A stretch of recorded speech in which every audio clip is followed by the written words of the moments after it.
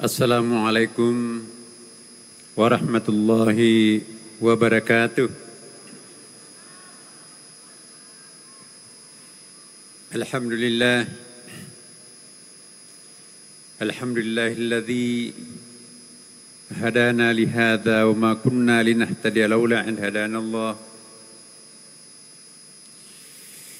Asyhadu an la ilaha illallah wa asyhadu anna Muhammadan abduhu wa rasuluh.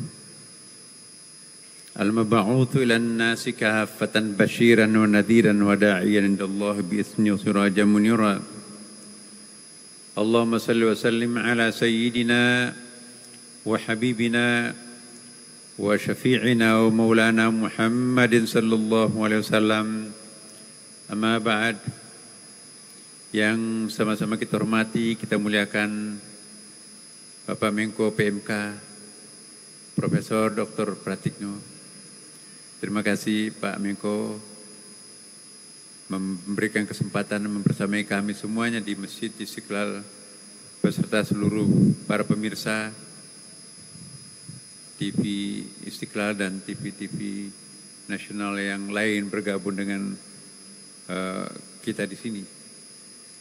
Yang saya hormati Dirjen Bimas Islam beserta seluruh pejabat eselon 2-nya. Saya hormati seluruh pengurus BPMI yang kita muliakan, para imam rawatib dan muazzin Masjid Istiqlal Jakarta, ibu-ibu dan bapak sekalian jamaah aktif, jamaah setia Masjid Istiqlal, baik yang hadir dalam masjid ini maupun yang ikut nanti bertakbiran secara zooming. Termasuk juga kita nanti juga akan saling menyapa ya, saudara-saudara kita Mabims, Menteri-Menteri Agama Asia Tenggara, ya, Malaysia, Singapura, Brunei Darussalam, Indonesia. Kita punya link masing-masing. Mereka mungkin bisa mengikuti kita di sini, tapi juga kita pun juga bisa menyaksikan kegiatan-kegiatannya di sana. Termasuk juga kita diakses oleh masjid-masjid KBRI di luar negeri, termasuk musala KBRI dan KJRI di seluruh kedutaan besar yang ada di dunia ini, kedutaan besar Indonesia, karena kami juga sudah melakukan komunikasi, koordinasi dengan Menlu, Kementerian Luar Negeri Republik Indonesia. Bapak Ibu sekalian, alhamdulillah, seperti yang dikatakan tadi oleh pengurus pengelola BPMI, bahwa inilah rekor Masjid Istiqlal mencapai puncak pengunjung selama bulan suci Ramadan, baik salat-salat rawatibnya, salat 5 waktu yang kita isi juga setiap habis penyelenggaraan salat 5 waktu ada pengajian yang dibawakan oleh orang-orang pilihan Istiqlal. Kemudian yang sangat signifikan perkembangannya adalah jamaah yang bersama-sama buka puasa. Biasanya kita menyiapkan sekitar 3.000 sampai 5.000. Nah, ini weekend bisa mencapai sampai 15.000. Alhamdulillah, mereka semuanya bisa kita atasi ya, karena banyak hamba-hamba Allah yang ikut berpartisipasi untuk ikut memberikan buka puasa terhadap mereka. Walaupun memang hanya mendapatkan kurma dan air serta roti atau makanan-makanan berat lain. Tapi ini pelajaran buat kita semuanya, insya Allah ke depan diperkirakan nanti mungkin akan lebih bertambah lagi, sehingga kita perlu proaktif untuk mempersiapkan buka puasa, termasuk juga itikaf. Jadi itikaf kali ini lebih merata Pak Menko, Pak. Biasanya malam-malam ganjil, tapi kalau malam genapnya itu ya separuhnya. Tapi ini hampir sama saja. Malam ganjil dan malam genap. Ini bukti bahwa muncul sebuah kesadaran baru jamaah Masjid Istiqlal untuk tidak lagi membeda-bedakan antara malam ganjil, malam genap. Bahkan mungkin muncul asumsi bahwa yang dicari di sini bukan Lailatul Qadar, tapi yang menurunkan Lailatul Qadar, Allah Subhanahu wa taala. Yang dicari mereka bukan lagi surga, tapi sang pencipta surga itu sendiri. Karena Lailatul Qadar dan surga adalah makhluk, sama-sama dengan kita juga sebagai makhluk. Padahal yang memang harus kita cari adalah sang Khalik, sang pencipta semuanya. Inna salati wa nusuki wa mahyaya wa mamati lillahi rabbil alamin. Sesungguhnya salatku, ibadahku, hidupku dan matiku hanya untuk Allah Subhanahu wa taala, bukan yang lainnya.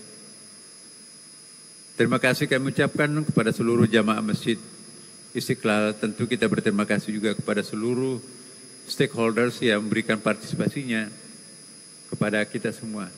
Menariknya bahwa partisipan yang berkontribusi di Istiqlal ini untuk peningkatan kesejahteraan termasuk juga memberikan buka puasa itu bukan hanya untuk saudara-saudara kita yang beragama Islam, tapi sebagian juga di antara mereka non-muslim ikut berpartisipasi memberikan buka puasa karena mereka menyaksikan betapa indahnya di Istiqlal ini. Ya. Di semua koridornya penuh, lorong-lorong, karena di sini kan tidak bisa kita makan dan minum di ruang utama ini, tapi tegel merah dan koridornya itu penuh. Dan diawali dengan berbagai macam rangkaian kegiatan, talk show dan juga ceramah-ceramah yang produktif. Kesimpulannya bahwa Masjid Istiqlal selalu mempersembahkan sesuatu yang baru dan itu menjadi trendsetter, ditiru juga oleh masjid-masjid yang lain. Bukan saja di Indonesia tapi juga beberapa negara yang lain juga ikut mencontoh takmir masjid, kemakmuran masjid di Istiqlal ini. Pak Menteri, Pak Menko yang kita hormati, insya Allah besok kita akan bersama-sama para pejabat tinggi negara Republik Indonesia, termasuk Presiden dan Wapres, akan bersama-sama kita di Masjid Istiqlal ini. Karena itu saya mohon kepada Bapak Ibu sekalian, datang lebih awal, karena kami membayangkan mungkin itu akan kesulitan sedikit ya mendapatkan tempat parkir ya, karena kapasitas tempat parkir kami di basement 2 lantai itu hanya sekitar 1.000 kendaraan. Sedangkan kalau hadir semua memenuhi sampai lantai 5 ini, itu mungkin bisa mencapai 250.000 orang. 250.000 orang, ya 50% saja membawa mobil, maka itu ya 125.000 mobil. Kapasitas di sekitar Istiqlal ini hanya sekitar mungkin ya 50.000 mobil. Karena itu di sini juga ada Bapak Ibu sekalian, ada halte tersendiri yang diberikan oleh stakeholders kita. Pak Menko, kereta api membangun sebuah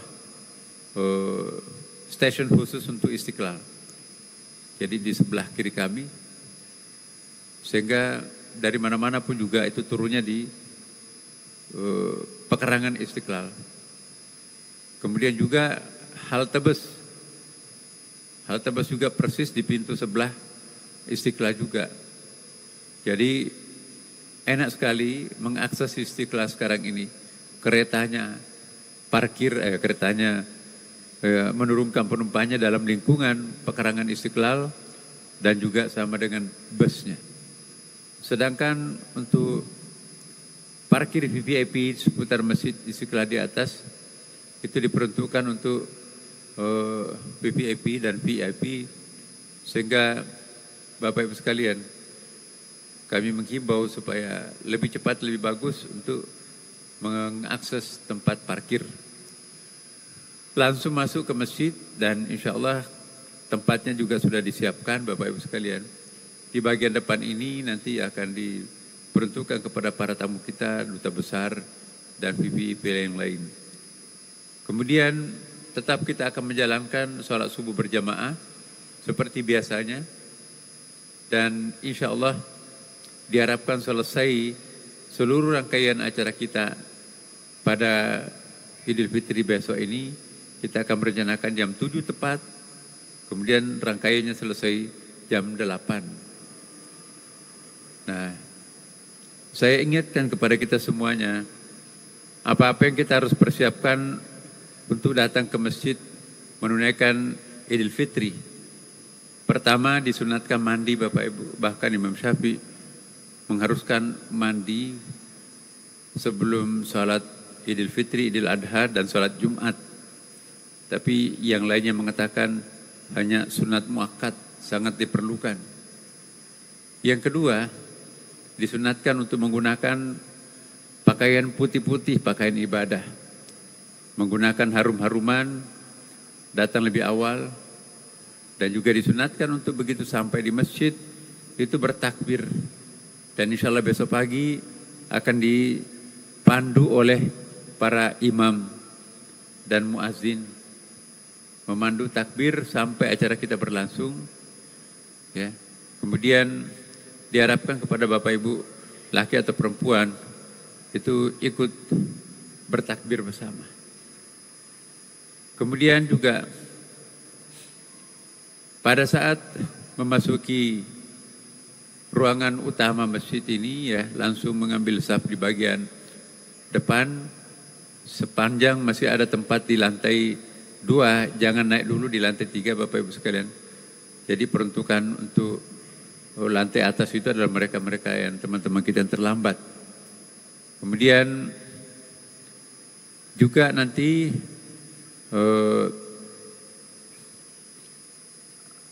tengah malam nanti ini sudah akan steril Bapak Ibu. Disterilkan, jadi tidak boleh ada yang bermalam di masjid. Dan insya Allah jam 10 ini sudah kita akan kosongkan. Ya, hanya nanti dibuka nanti pada sholat subuh. Dan itu pun di separuh masjid ini, seperti yang tadi Bapak tempati sholat isya itu. Ya. Lalu yang terakhir kami ingin sampaikan juga bahwa anak-anak kita sedapat mungkin ditangani, ya, jangan sampai nanti ada yang berkeliaran kemudian nangis, ya. Tapi jangan khawatir, kita juga sudah punya tenaga-tenaga yang bisa membantu, ya Bapak Ibu sekalian. Kami juga menyiapkan seperangkat perawat dan alat-alat kesehatan. Kalau misalnya ada yang jatuh sakit, kami persiapkan klinik di bawah, ya. Dan tim kami juga sudah siap untuk menyelenggarakan apapun yang harusnya kita kerjakan. Dan diharapkan tidak membawa sesuatu yang tidak berguna untuk keperluan ibadah Bapak Ibu. Ya, misalnya tidak perlu membawa senjata tajam dan sebagainya, ya, karena itu akan terdeteksi oleh detektor. Semua pintu-pintu di sini terdeteksi dengan detektor. Dan kita di sini juga saya ingatkan ada 160 CCTV itu biometrics. Jadi nanti kalau ada yang coba-coba untuk nakal, iseng mengambil punya orang, itu CCTV kami bisa menjangkau dengan cepat sampai jarak 500 meter dari masjid ini masih bisa menangkap gambarnya. Karena kita punya CCTV yang paling canggih di sini. Dan itu bisa muncul nanti kalau orang mukanya itu bisa muncul KTP-nya. Jadi insya Allah jangan coba-coba untuk melakukan kejahatan di Istiqlal, itu pasti akan bisa terdeteksi dengan gampang. Dan banyak yang mencoba-coba, akhirnya CCTV kita mampu mengungkapkannya. Alhamdulillah, Istiqlal per hari ini tidak ada isu yang sangat krusial. Karena itu saya berterima kasih kepada seluruh petugas, seluruh panitia, pengurus BPMI, Kementerian Agama, yang betul-betul menjadikan Masjid Istiqlal ini sebagai simbol peradaban dunia Islam. Pak Menko, saya sampaikan bahwa hotel-hotel di sekitar Istiqlal ini, terutama 10 terakhir itu penuh. Mereka merasakan bahwa Istiqlal ini adalah objek wisata rohani yang sangat indah. Tidak ada kekhawatiran, aman, tentram, tertib, dan juga per hari ini juga tidak ada isu-isu tentang gangguan kendaraan, seperti mungkin terjadi di tempat-tempat yang lain. Jadi per hari ini kita merekam banyak sekali prestasi yang dilakukan oleh Masjid Istiqlal. Jadi atas nama seluruh pengurus Istiqlal dan juga Kementerian Agama mengucapkan terima kasih sekali lagi kepada semua panitia yang bekerja dan juga stakeholders yang membantu.